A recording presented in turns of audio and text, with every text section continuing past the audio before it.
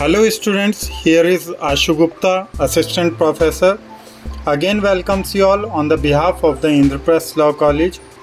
In today's lecture, we are going to discuss about the privileges and the immunities of the diplomatic agents, which is given in the international law according to the international law, and what are the immunities or the privileges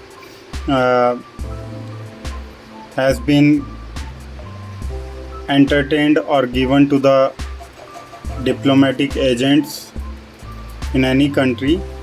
So we will discuss about that and know that what is the main immunities and the privileges has been described in that chapter of diplomatic agent. Basically, international law confers diplomatic immunity on diplomats from the exercise of jurisdiction by receiving states. The principles governing diplomatic immunities and privileges are among the most ancient and universally recognized principles of international law.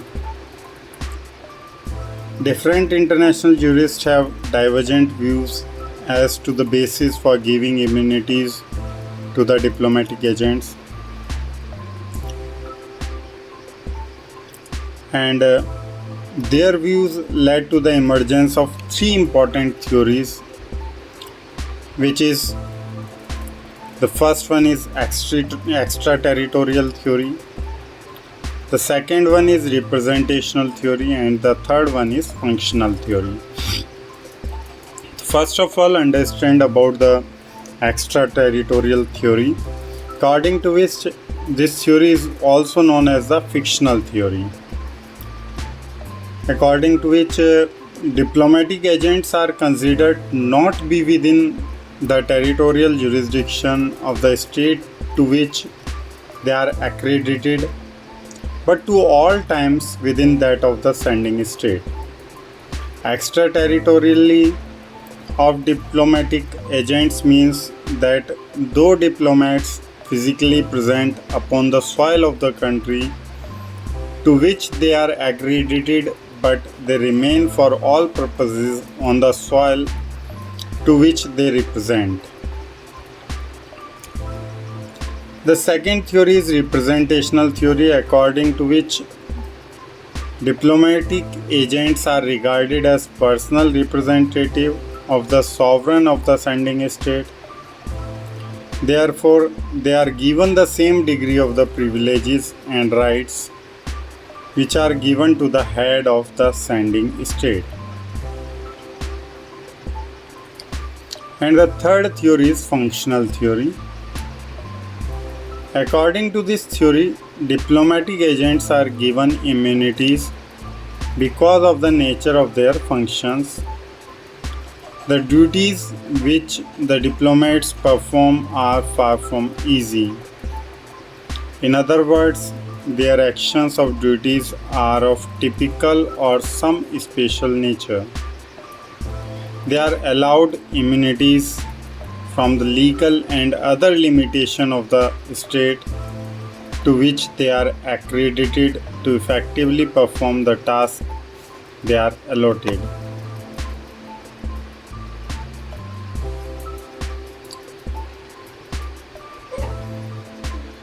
If we talk about the privileges and immunities of a diplomat,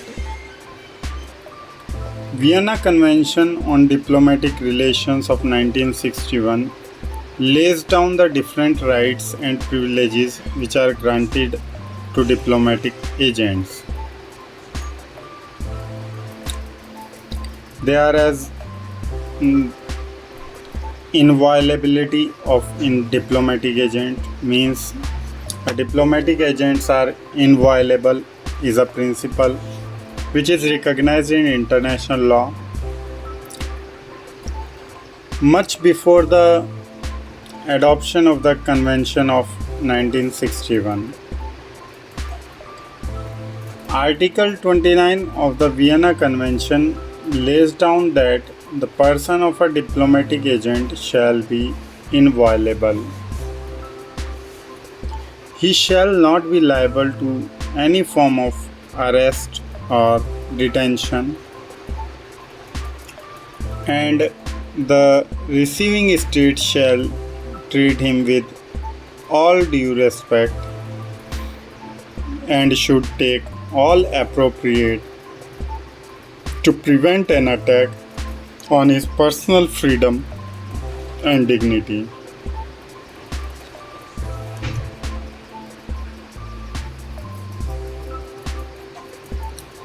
And the government of receiving state, by virtue of Article 29, is under a duty to conduct, to abstain from any form of conduct which is injurious to the diplomatic agents, and also under a duty to prevent such injurious conduct if attempted by another. This does not mean that the immunity given to the diplomats is absolute. The receiving state has the power to arrest or detain the diplomatic agent in exceptional cases. For instance, a drunken diplomat with a loaded gun in a public place can be arrested, or if a diplomatic agent commits an act of violence which disturbs the order and peace of receiving state in such a manner that it becomes necessary to put him under restraint for the purpose of preventing similar acts. So these are the bases of the diplomatic immunity and privileges given in the chapter of diplomatic agents in terms of international law. Hope you will understand it very well. And in the previous lecture, we also have discussed about the meaning and the classification or the function of diplomatic agents. You may see it with the previous lecture on the playlist of this YouTube channel.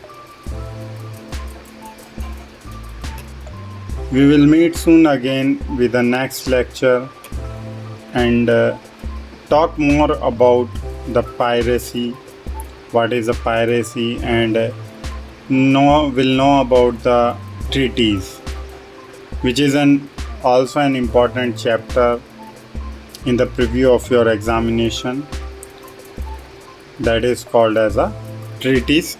We will discuss it on later in the next lecture. Then thank you very much.